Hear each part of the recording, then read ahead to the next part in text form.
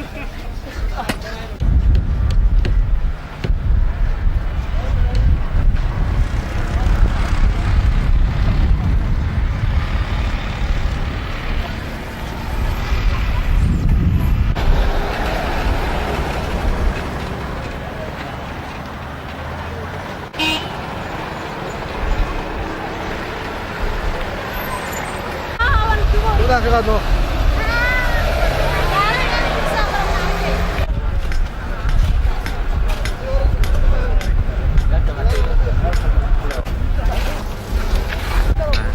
Biraz sormaya ben de orada konuşuyorlar. Durun.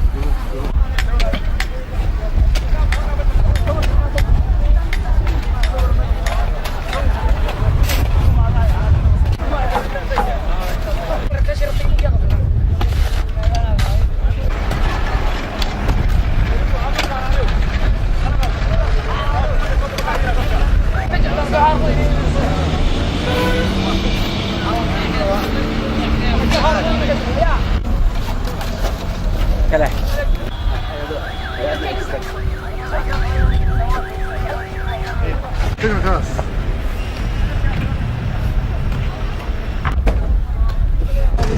بسم الله الرحمن الرحيم الحمد لله رب العالمين والصلاة والسلام على أشرف المرسلين سيدنا محمد وعلى آله وصحبه وسلم أما بعد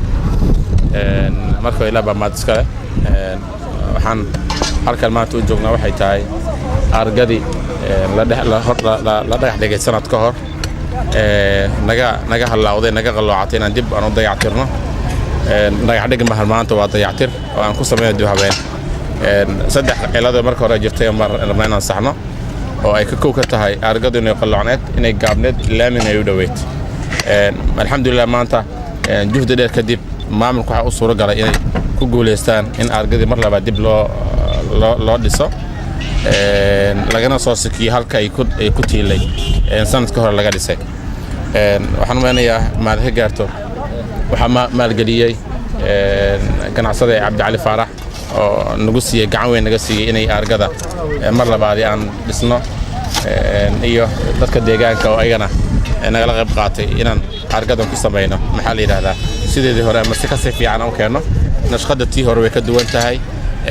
qalloocii hore waa laga baxshay waxaan aad u mahadcelinayaa mar labaad iyo mar saddexaad maamulka gobolka Banaadir oo asna gacan xoog leh naga siiyey inaan mar labaad argada dhagax taagno biidnillaahi tacaala markii xariga laga jari doono noo imaan doono nala furi doono intaa kadib injineerka waa nala joogiyaa waa asiga ninka naga caawinaya nashqada noo keenay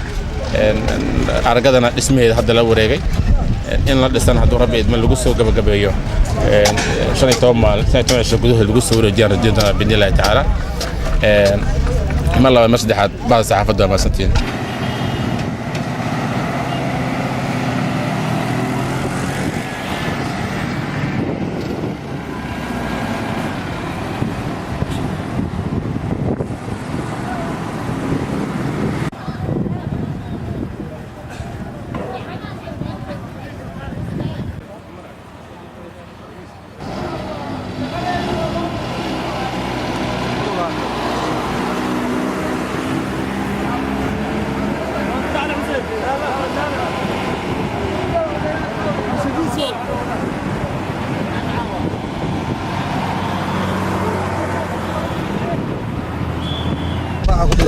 magacayga waa injineer Axmed Sheekh Maxamuud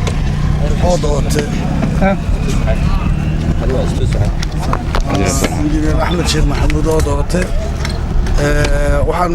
mahad weyn u celinaynaa ilaahayna abuurtay marka ugu horeysa awalan marka ku xigta intii ilaahay noo suurtageliyey inaan dib u habeyn ku sameyno argada Daynile degmada Daynile oo muddana xoogaa qaribneed kala qalloocneed isbeyskeeduna oo yaraa dhirkeeduna oo gaabnaa waxaa ilaahay nagu guuleeyey inaan maaragtay sida ugu quruxda badan leh ama ugu maaragtay wanaagsan mustaqbalka ama ugu adag ama ugu naqshadaan fiican inaan maaragtay buuxidgelino maantana aan bilaawno dhagax dhigno gudoomiyuhu sida uu idin sheegay waxaan muxuu ahaa maalgelinaya oo ilaahay way ka sokow aan uga mahad celinayna Cabdi Cali Faarax oo nin ganacsada ah nin la yaqaan ah nin dhibaatadii ku dhacday dadkii Yaman joogay ninka kaliya ee Soomaaliyeed ee magaca Soomaaliyeedna kor u qaaday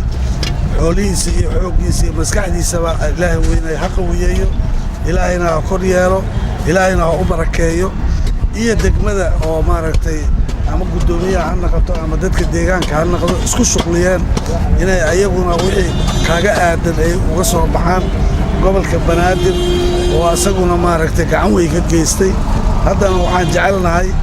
waqti dhow oo sida hadda uu sheegay gudoomiyuhu 15 maalmood gudahooda inaan maaragtay ku soo gabagabayno iyadoo laga arki doono ama TV-yaalka ama idaacooyinka ama website-yaalka kulligood laga arki doono telefishinada haddii alla idmo waqti dhowna waxaan jecelnahay in meesha tan hadda bannaan ay isu bedesho meel central ah magaalada Muqdisho centralkeeda ay isu bedeli doonto waxa ku yaala xerada Damaayo oo horey oo Cabdi Cali Faarax iyada laftadeeda oo u dhisay waxaan dhinacan ugu haya kulliyadii jaalasiyaad waa meel istiraatiijiya dhinaca kalena waxaan ugu haya degmadii Daynile oo magaceeda iyo martabadeedaba aan jecelnahay sida ay ahaa jirtay si ka bedelna inay noqoto haddii alla idmo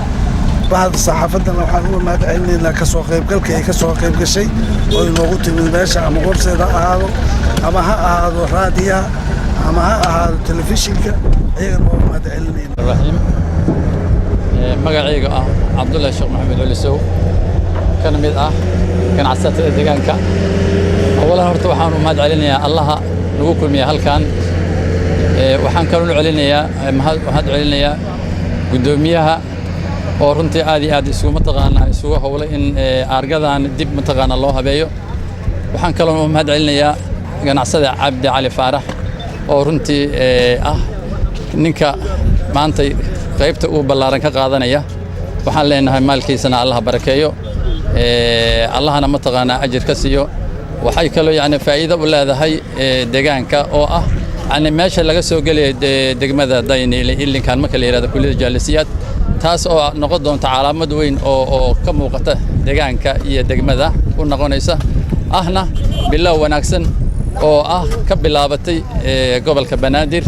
in loo sameeyo calaamad lagu yaqaano oo muhiim ah marka sidaas darteed waa aad baan ugu mahadcelinayaa assalaamu calaykum warahmatullahi wabarakaatuh marxam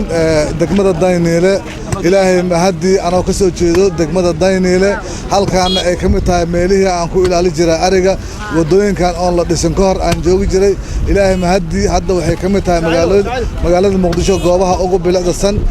maamulka degmada Daynile wuxuu kamid yahay maamulada tartanka ugu jira dib u dhiska dalka iyo bilic soo celida magaalada Muqdisho